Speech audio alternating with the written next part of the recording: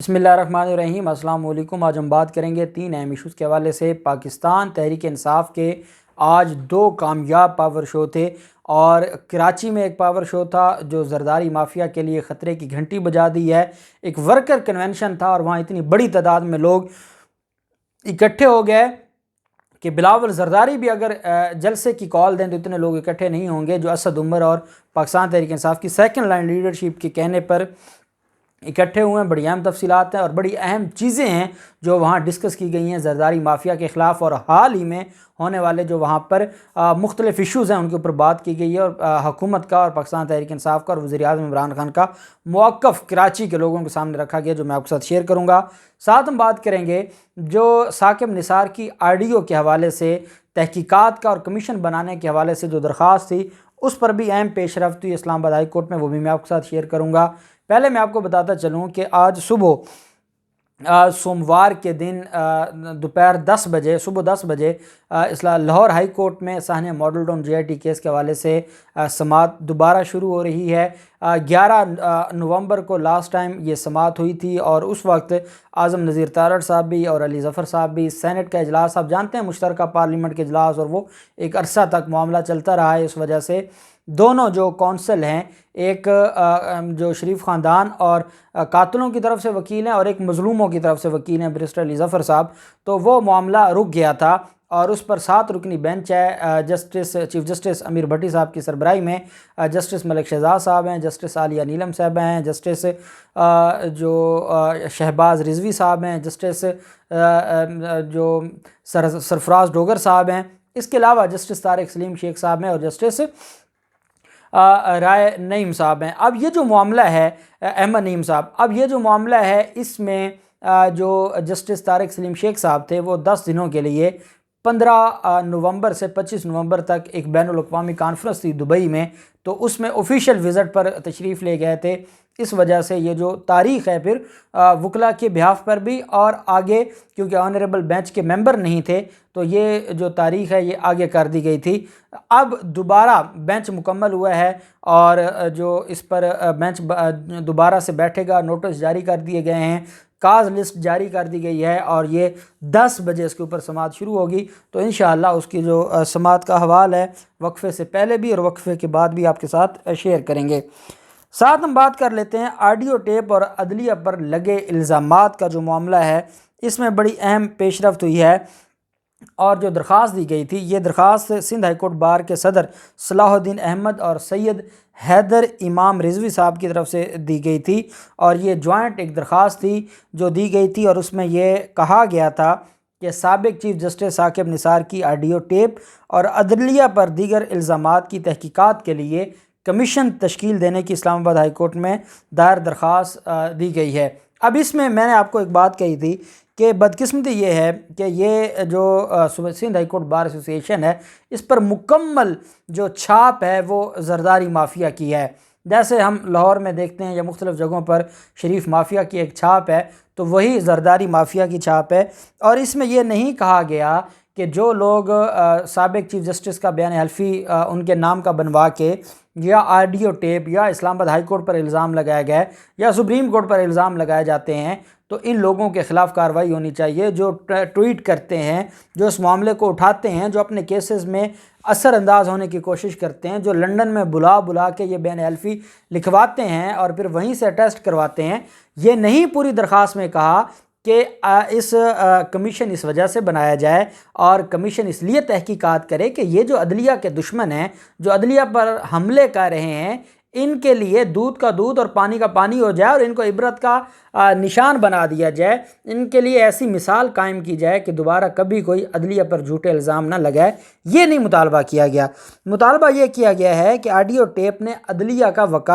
के वक़ार को नुकसान पहुँचाया है। ऑडियो क्लिप ने अदलिया की आज़ादी पर अहम नौइयत के सवालात उठाए हैं। आइनी अदालत होने के नाते अवाम का आज़ाद और गैर जानिबदार अदलिया पर एतमाद का बहाल करना ज़रूरी है। उन्होंने कहा कि अच्छी शोहरत के हामिल रिटायर्ड जज, वकील, सहाफ़ी, सिविल सोसाइटी के अफराद पर मुश्तमिल आज़ाद खुद मुख्तार कमीशन तश्कील दिया जाए। कमीशन साबिक चीफ जस्टिस साकिब निसार से मंसूब मुबैना ऑडियो टेप की छानबीन करे।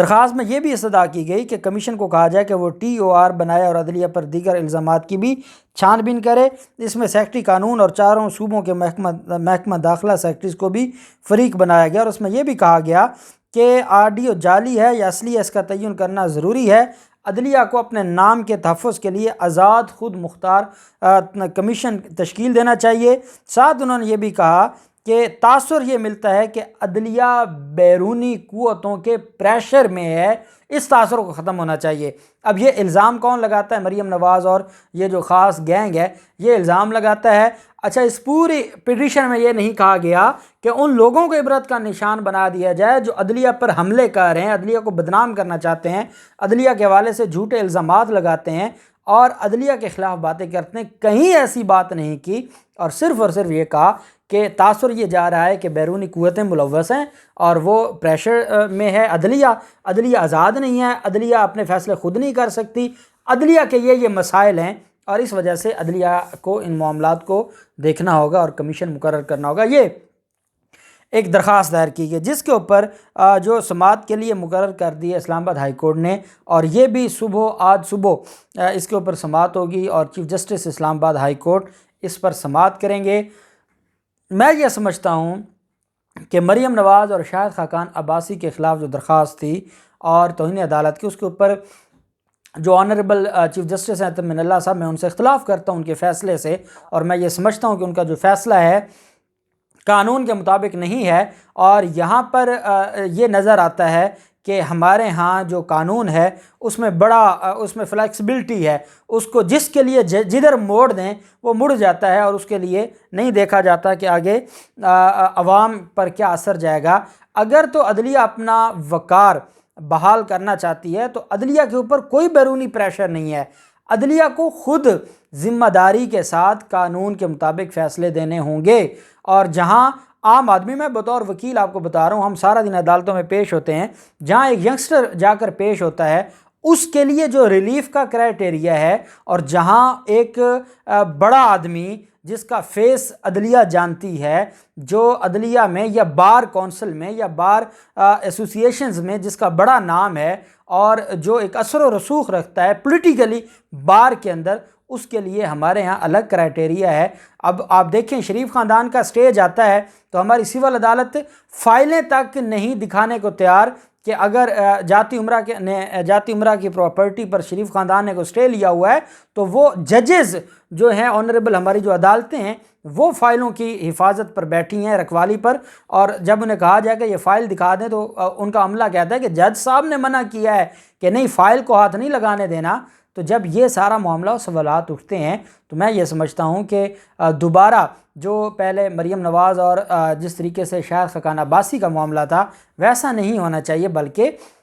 معاملات کو دیکھنا چاہیے، اور ہم تو کہتے ہیں کہ عدلیہ کو اپنا وقار بحال کرنے کے لیے کمیشن بنانا چاہیے، لیکن اس کمیشن میں یہ بھی بات سامنے رکھی جائے آرڈر میں کہ جو اس میں ملوث ہے، کہاں کہاں میٹنگ ہوئی ہے، کہاں کہاں بیان حلفی بنا ہے، کہاں کہاں یہ آڈیو بنائی گئی ہے، کون کون اس میں ملوث ہے، پھر ان کو ایسے تختہ دار پر لٹکائیں کہ یہ ایک مثال بن جائے کہ کوئی عدلیہ کے اوپر جھوٹی بیان بازی نہ کرے اور جھوٹا الزام نہ لگائے، اور اپنے جو عدالتوں میں پینڈنگ کیسز ہیں اس میں وہ معاملات نہ کرے۔ اور اب تو ویسے بھی شوکت عزیز صدیقی بطور وکیل سپریم کورٹ کے بحال ہو گئے ہیں، تو مجھے لگتا ہے کہ اگلی تاریخ پر مریم نواز کے بطور وکیل وہی پیش ہوں گے، کیونکہ پہلے ان کی زبانی درخواست دی گئی کہ انہوں نے یہ الزام لگایا، تو اب خود عدالتوں میں کھڑے ہو کر یہ ساری چیزیں عدالتوں کو بتائیں گے اور یہ معاملہ پھر آگے جائے گا۔ بہرحال آج پاکستان تحریک انصاف کے 2 کامیاب پاور شو تھے، ایک فیصل آباد میں فروخ حبیب جہاں تھے اور فروخ حبیب نے وہاں پر سپیچ کی، لیکن دوسری طرف جو کراچی میں تھا وہ زرداری مافیا کے لیے ایک خطرے کی گھنٹی تھی۔ ایک تو اس میں اسد عمر نے بڑی اہم 3-4 چیزیں کی۔ آپ جانتے ہیں کہ اسد عمر ایک انتہائی پڑھا لکھا آدمی اور فیکٹس اینڈ فگرز کی بات کرتا ہے، ہوا میں شوشے نہیں چھوڑتا۔ انہوں نے کہا کہ جو کراچی کا مردم شماری کا دیرینہ گلہ تھا وہ ہم نے دور کیا ہے، دسمبر 2022 تک نئی مردم شماری مکمل کر دی جائے گی۔ وزیر اعظم نے فیصلہ کیا کہ ہر 5 سال بعد مردم شماری کرائی جائے گی، نئی مردم شماری ڈیجیٹل ٹیکنالوجی پر مبنی ہوگی، پورے انصاف کے ساتھ کراچی کی مردم شماری کروائی جائے گی، اور کراچی کے لوگوں کو انصاف دیا جائے گا۔ عمران خان کی پوری جدوجہد میرٹ اور انصاف کے لیے ہے۔ شکایت آئی کراچی کی نوکریاں کراچی والوں کو نہیں مل رہیں، تاہم وفاقی حکومت کی بھرپور معاونت سے کراچی کی ترقی کا سفر شروع ہو چکا ہے۔ ہماری جنگ صرف کراچی کے لوگوں کو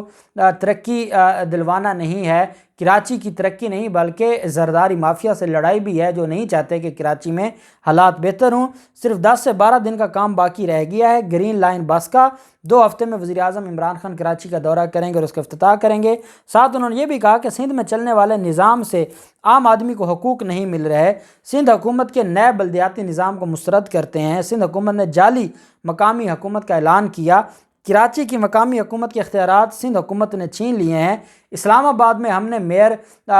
جو بلدیاتی الیکشنز کے حوالے سے آرڈیننس لے کے آئے ہیں، اس میں صحت، تعلیم سمیت ترقیاتی پروگرام میئر کے پاس ہوں گے، اختیار میئر کا ہوگا، اور سندھ میں یہ سارے اختیارات سندھ حکومت کے پاس ہوں گے۔ کراچی میئر کے پاس ان میں سے ایک چیز بھی نہیں ہوگی، جو اس بات کا ثبوت ہے کہ کراچی میں مافیاز اپنی حکمرانی برقرار رکھنا چاہتے ہیں اور وہ اپنی مرضی چلانا چاہتے ہیں، لیکن وفاقی حکومت ان سارے معاملات کو دیکھ رہی ہے اور وفاقی حکومت ان کو فری ہینڈ نہیں دے گی۔ اسد عمر نے یہ بھی کہا کہ آج ہم نے ایک ورکرز کنونشن تھا کراچی کا، لیکن ایک جلسہ عام میں یہ تبدیل ہو گیا اور اتنی بڑی تعداد میں لوگ آئے ہیں، تو ان کا بھی شکریہ ادا کیا۔ اور میں سمجھتا ہوں کہ اتنی بڑی تعداد میں کارکنان کا کراچی میں پاکستان تحریک انصاف کا اکٹھے ہونا، یہ کسی بڑی جماعت کے جو ان کا جس کو وہ کہتے ہیں کہ وہ ان کا قلعہ ہے کوئی بھی علاقہ، اس میں ایک بڑے جلسے جتنی عوام صرف ایک ورکر کنونشن پر پاکستان تحریک انصاف کی سیکنڈ لائن لیڈرشپ نے اکٹھی کر لی، جو اس بات کا ثبوت ہے کہ نوجوان آج بھی عمران خان کے ساتھ ہیں۔ دیکھتے ہیں یہ معاملہ مزید کہاں جاتا ہے، اور جو کیسز ہیں ان پر جو سماعت آج ہونی ہے اس کی تفصیلات بھی آپ کے ساتھ شیئر کریں گے۔ اللہ پاک پاکستان کا حامی و ناصر ہو۔ بہت شکریہ۔ اللہ حافظ۔ پاکستان زندہ باد۔